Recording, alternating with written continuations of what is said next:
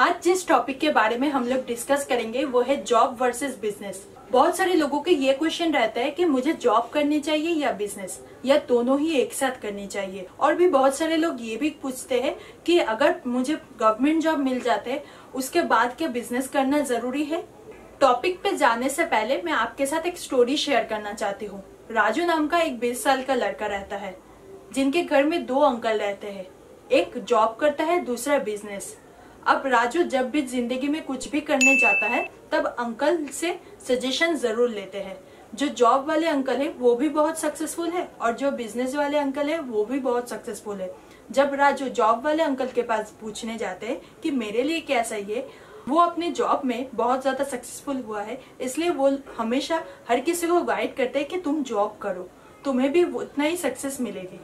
राजू जब अपने बिजनेस वाले अंकल के पास जाते हैं, अंकल तब उसको सजेस्ट करते हैं कि तुम बिजनेस करो, देखो मुझे कितना सक्सेसफुल मिला है अपने बिजनेस के फील्ड में, तुम भी अगर इसी फील्ड में आ जाओगे तो तुम्हें भी इतना ही सक्सेस मिल जाएगी।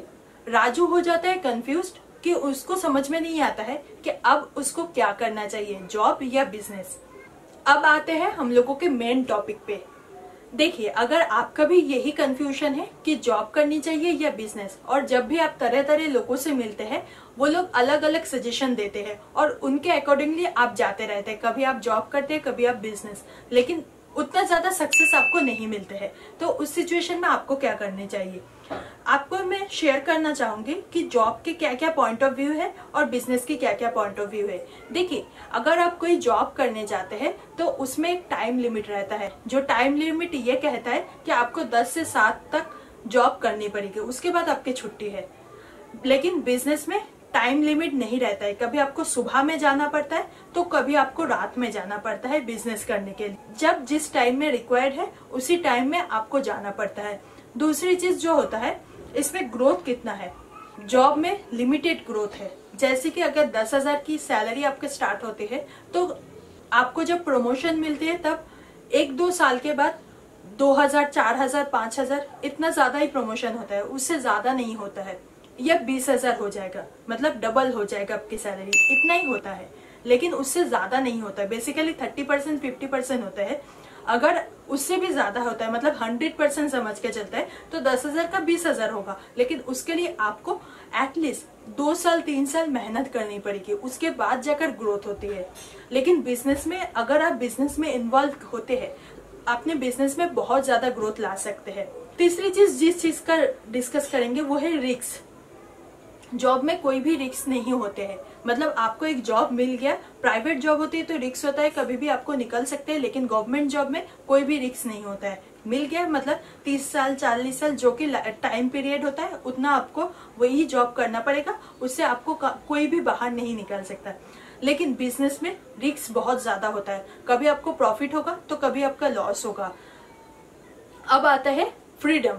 देखिए, जॉब में फ्रीडम नहीं होता है, लेकिन बिजनेस में बहुत ज्यादा फ्रीडम होती है।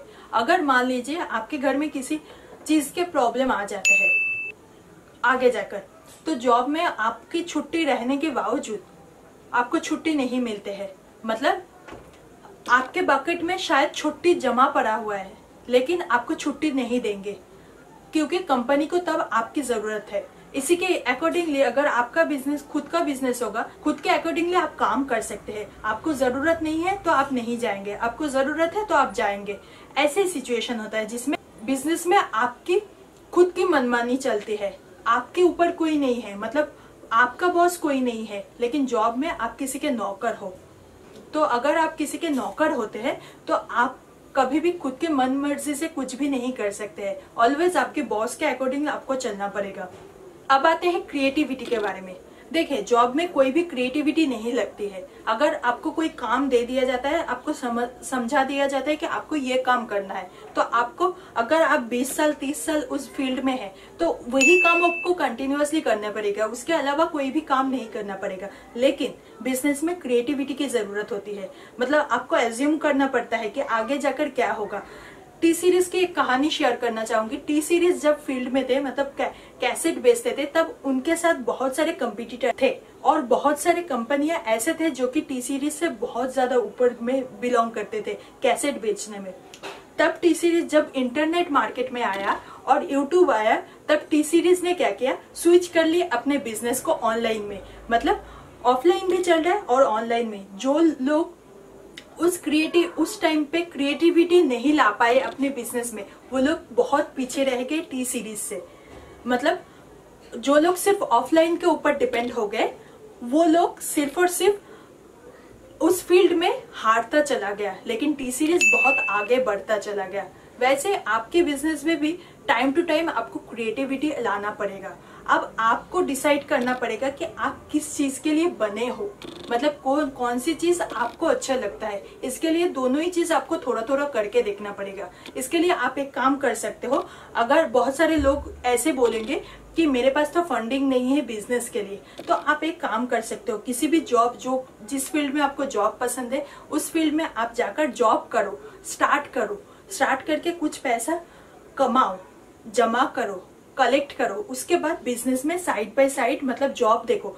9 घंटा 10 घंटा आप जॉब करोगे, उससे ज्यादा तो नहीं होगा, लेकिन उसके बाद के 14 घंटे आपके पॉकेट में रहते हैं। मतलब आपके पास 14 घंटे का टाइम रहता है, तो आप चाहोगे तो उस टाइम पे कुछ ना कुछ 4 घंटा 5 घंटा साइड हसल कर ही सकते हो एवरी डे के टाइम में।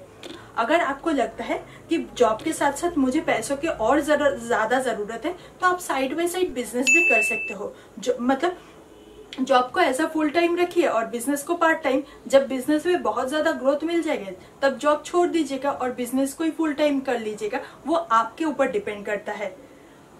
आप अपने पॉइंट ऑफ व्यू मेरे कमेंट सेक्शन पे जरूर शेयर कीजिएगा, और अगर किसी फ्रेंड को इस वीडियो की नीड है तो कृपया करके उनके साथ इस वीडियो को शेयर जरूर कीजिएगा। और आप मुझे टिकटॉक, इंस्टाग्राम, फेसबुक, ट्विटर पे भी फॉलो कर सकते हैं, क्योंकि वहां पर भी बहुत सारे कंटेंट में एवरीडे शेयर करती रहती हूँ। Thank you so much.